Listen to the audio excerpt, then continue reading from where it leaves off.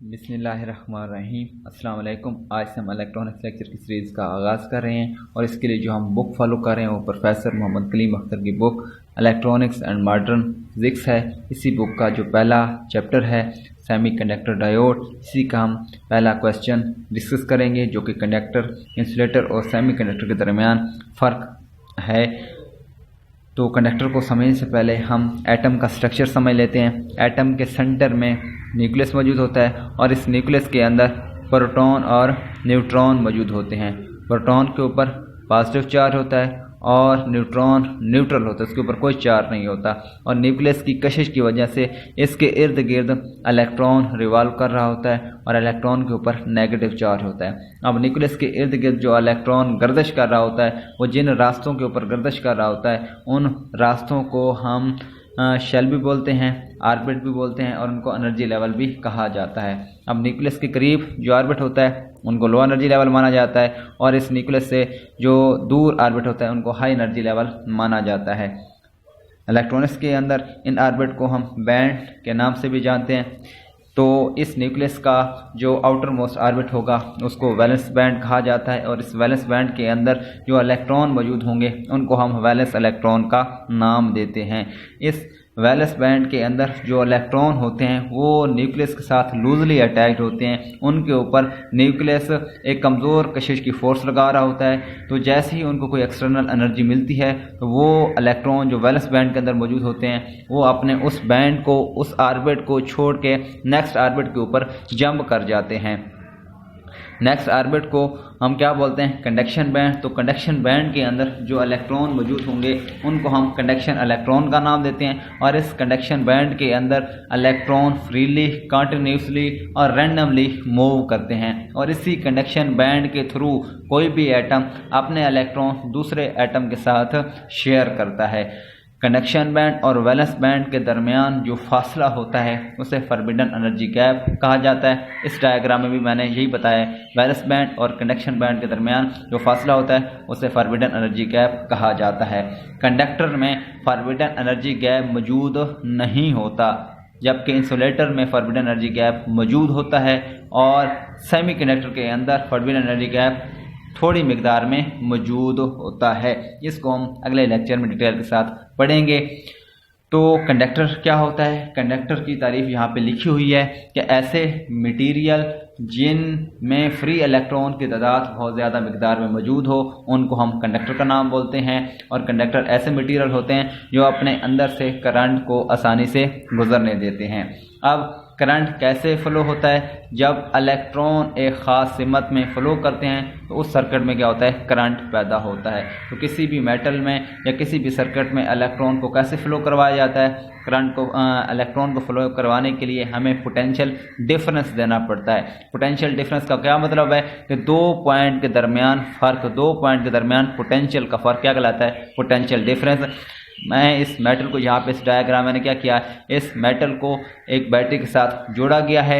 ये जो बैटरी है इसके दो टर्मिनल, एक पॉजिटिव एक नेगेटिव। यहाँ पे नेगेटिव को हाई पोटेंशियल, पॉजिटिव को लो पोटेंशियल। तो जब इस बैटरी के साथ इसको जोड़ेंगे तो जो इसमें इलेक्ट्रॉन होंगे वो एक ख़ास सिमत में फ़्लो करने लग जाएंगे। जब इलेक्ट्रॉन एक ख़ास सिमत में फ़्लो करते हैं तो उस कंडक्टर में से या उस मेटल में से या उस सर्किट में से क्या होता है? करंट फ़्लो होता है। इसकी एग्जांपल में कॉपर और एल्युमिनियम दो ऐसे मटेरियल हैं जो अपने अंदर से करंट को अच्छी तरह पास आउट होने देते हैं, जो कि जिनको गुड कंडक्टर, एक अच्छा कंडक्टर माना जाता है। यहाँ पे पहला पॉइंट लिखा हुआ है, electronics in the outermost orbit of an atom are called valence electron. Valence band के अंदर या न्यूक्लियस का आउटर मोस्ट जो ऑर्बिट होता है उसके अंदर जो इलेक्ट्रॉन मौजूद होते हैं उनको हम किसका नाम देते हैं? वैलेंस इलेक्ट्रॉन का नाम देते हैं। और दूसरी बात, जो दूसरा पॉइंट यहाँ पे लिखा हुआ है वो ये है कि maximum number of valence electron can be 8, कि इस वैलेंस बैंड के अंदर, इस न्यूक्लियस का जो आउटर मोस्ट ऑर्बिट होता है इसके अंदर जो मैक्सिमम इलेक्ट्रॉन की तादाद हो सकती है वो कितनी हो सकती है? 8 हो सकती है। अब कौन से ऐसे मटेरियल हैं जिनको हम कंडक्टर कह सकते हैं या उनको बोला जा सकता है? तो ऐसे मटेरियल जिनके आउटर मोस्ट ऑर्बिट में इलेक्ट्रॉन की तादाद 1 से लेके 3 तक यानी कि 4 से कम होगी, ऐसे मटेरियल को हम कंडक्टर बोल लेते हैं और इनको कंडक्टर का नाम दिया जाता है। तो यहाँ पे लिखा हुआ है the material is usually metal and conductor when valence electron of an atom are less than 4। अगर इलेक्ट्रॉन की तादाद उस वैलेंस बैंड के अंदर 4 से कम होगी तो ऐसे मटीरियल को हम कंडक्टर का नाम देते हैं। The valence electron of a conductor which are loosely attach to the nucleus of an atom are called free electron. मैंने आपको बताया है कि वैलेंस बैंड के अंदर जो इलेक्ट्रॉन होते हैं वो न्यूक्लियस के साथ लूजली अटैच्ड होते हैं। जैसे उनको कोई एनर्जी मिलती है तो वो अपने उस ऑर्बिट को छोड़ के नेक्स्ट ऑर्बिट में जंप कर जाते हैं। तो उस कंडक्शन बैंड के अंदर जो इलेक्ट्रॉन होते हैं उनको हम किसका नाम देते हैं? फ्री इलेक्ट्रॉन या कंडक्शन इलेक्ट्रॉन का नाम। नीचे वही बात लिखी हुई है, the free electron moving randomly and continuously in a conduction are called conduction electron. Conduction electron के अंदर जो फ्री इलेक्ट्रॉन होते हैं वो रैंडमली मूव करते हैं, कंटिन्यूसली मूव करते हैं और उनको किसका नाम दिया जाता है? कंडक्शन इलेक्ट्रॉन का नाम दिया जाता है।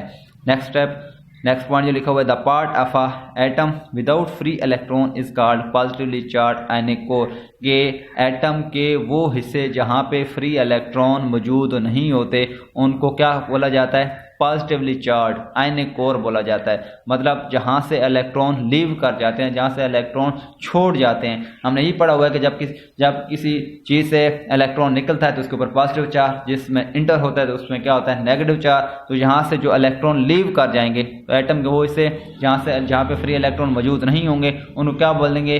पॉजिटिवली चार्ज आयनिक कोर। और ये हर एक मेटल के अंदर क्या होते हैं? मौजूद हो सकते हैं जी। अब क्वांटिटेटिव बेस, आपकी बुक में लिखा हुआ है कि इस क्वेश्चन को क्वालिटेटिव और क्वांटिटेटिव के लिहाज से डिस्कस करें। तो क्वालिटेटिव का मतलब होता है कि उसकी अक़साम, ठीक है, कि कौन कौन से मेटल या कौन कौन से कंडक्टर, तो वो कौन कौन से जो कंडक्टर थे वो मैंने यहाँ पे उसको बता रखा है, कॉपर और एल्युमिनियम, ठीक है, ये उसकी अक़साम को बयान कर रखा है कि ये गुड कंडक्टर हैं। क्वांटिटेटिव का मतलब होता है कि कितनी तादाद कि उन कंडक्टर के अंदर एटम की कितनी तादाद हो सकती है, इलेक्ट्रॉन की कितनी तादाद हो सकती है, उसको क्या बोलते हैं? क्वांटिटेटिव बोलते हैं।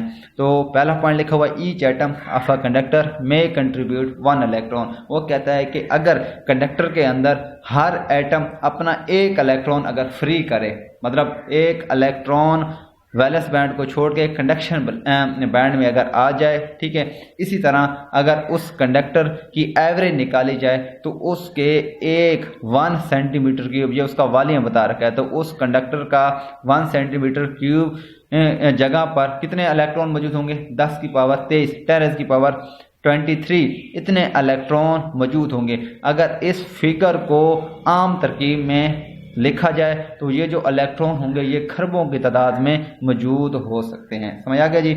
उस कंडक्टर के अंदर resistivity of conductor is very small. Conductor की जो रेजिस्टिविटी होती है बहुत स्मॉल होती है। कितने रेंज के अंदर होती है? 10 की पावर -8 ओहम मीटर, ठीक है जी। ओहम मीटर रेजिस्टिविटी का यूनिट होता है। रेजिस्टिविटी क्या होता है? रेजिस्टेंस से निकला है। रेजिस्टेंस मतलब होता है रुकावटी फोर्स। इलेक्ट्रॉन की एटम के साथ जो कोलिजन होती है उसको बोलते हैं रेजिस्टेंस, उसी से वर्ड निकला है रेजिस्टिविटी। वो कहता है कि कंडक्टर के अंदर रेजिस्टिविटी की जो मिकदार होती है वो बहुत कम होती है, जिसकी वजह से इलेक्ट्रॉन क्या करते हैं? फ्रीली मूव करते हैं। अब इसकी एग्जांपल 2 लिखी गई हैं। इसकी एग्जांपल में रेजिस्टिविटी ऑफ कॉपर इज 1.6 से 10 की power -8 ohm metre. Resistivity of aluminium is 2.65 10 की पावर -8 ओहम मीटर।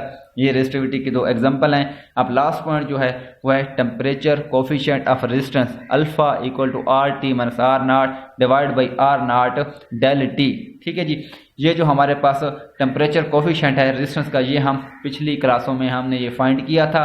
वो क्या कहता है? Of conduction is always positive. इसके पॉजिटिव होने का क्या मतलब है?